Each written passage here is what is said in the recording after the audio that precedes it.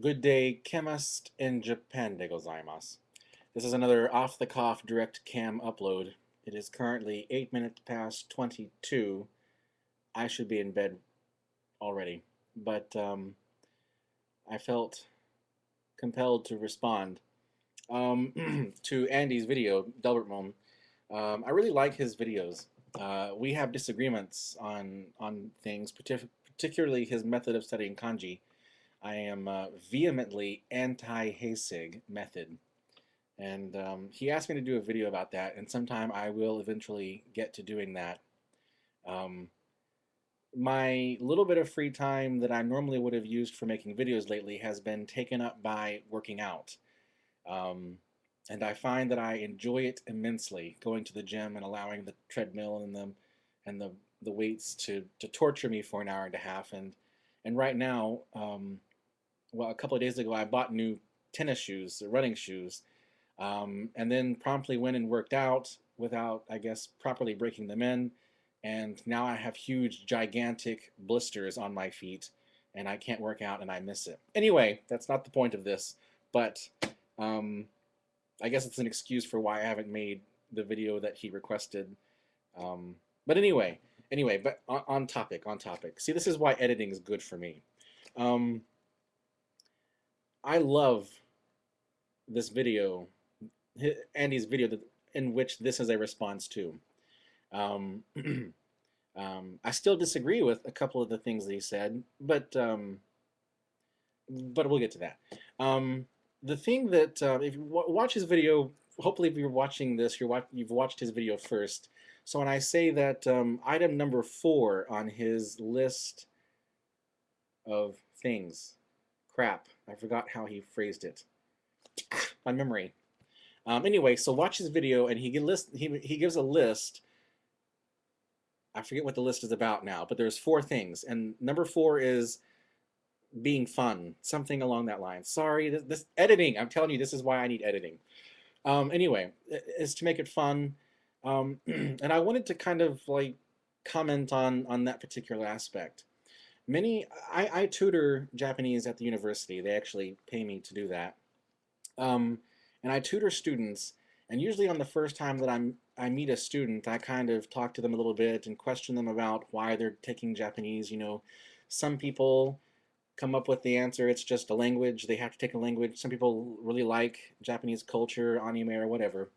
So try to figure that out, figure out their motivation, and I find that many people beyond culture and anime don't have really any other, I guess, well-defined reason for studying Japanese. And that may be perfectly fine. But I think of my own previous language learning past, both with Spanish and with Latin in middle school and high school, and I never excelled at them to any sort of extent. And basically it was because I didn't really have a love for it, I didn't have a passion for it, but I also didn't really have a use for it. Being here in Texas, I have my own personal feelings about Spanish, and we'll just leave it at that.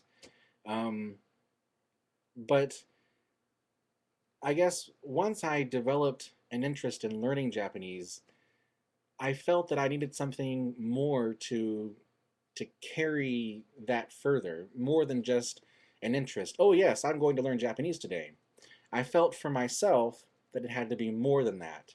And I think that for a lot of people, most of the people that I know that speak Japanese very well have some higher purpose than just learning Japanese. They want to use Japanese as a means to an end. And and I think perhaps if people had that, you know, that further encouragement, um, it would be good. The first thing that really motivated me to learn as fast as I can was this right here. This is Kokoro by Natsume Soseki. This is an example. I started reading Japanese literature in translation and found that it was so damn good that I really wanted to learn how to read it in the original. So that spurred my Japanese desire, my desire to learn Japanese to get better.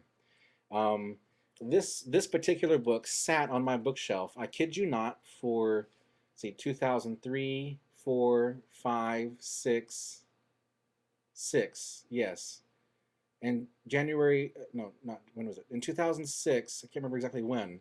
So it sat on my shelf all those years until I finally started taking a whack at it. And I'll just show you, open it up here. Hopefully you can see this. You see all that highlighting? Yeah, that's words I didn't know after 3 years of study. I've learned a lot of those words, and my vocabulary has continued to improve. Um, but that added fun and added variety to simply just learning. The other thing that that really helped, and that is this.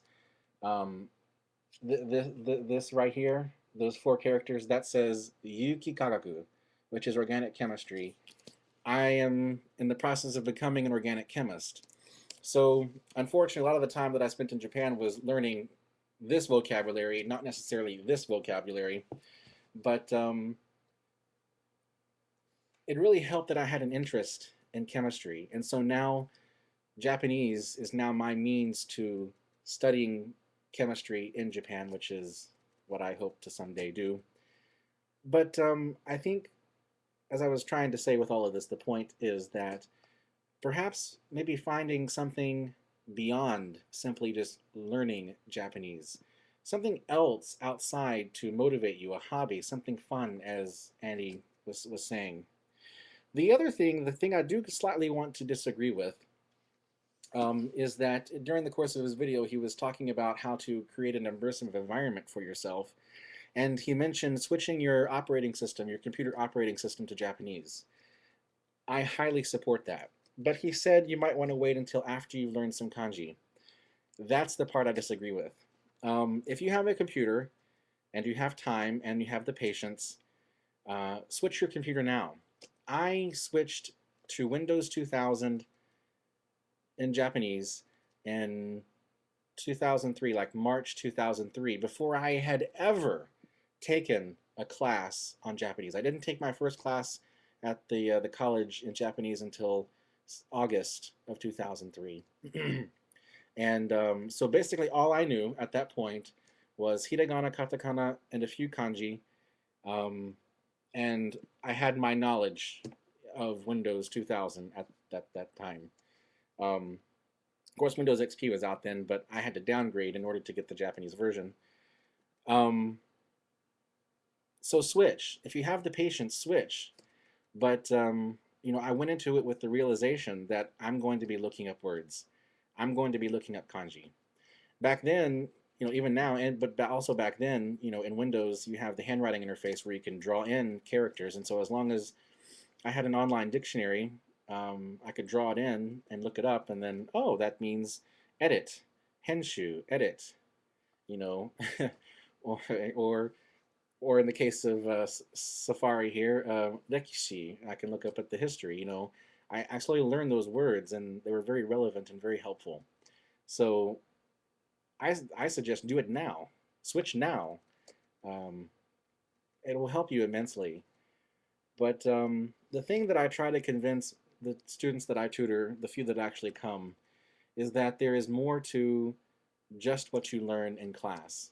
And I have a great deal of difficulty. I'm surprised at this, but I have a great deal of difficulty trying to convince someone that if they would just take the time to stretch themselves and try to go, that little bit of further distance and use their dictionary that they've paid for and try to read other things other than just what's in the textbook, then they'll really accelerate their learning curve. But it's very hard to convince people to do that for some reason. It just kind of befuddles me a little bit. But creating as much of an immersive environment um, was the thing that just helped me. If I hadn't done that, then I probably wouldn't have learned very much. Not that I've learned much now, but anyway, yes. Thanks for watching.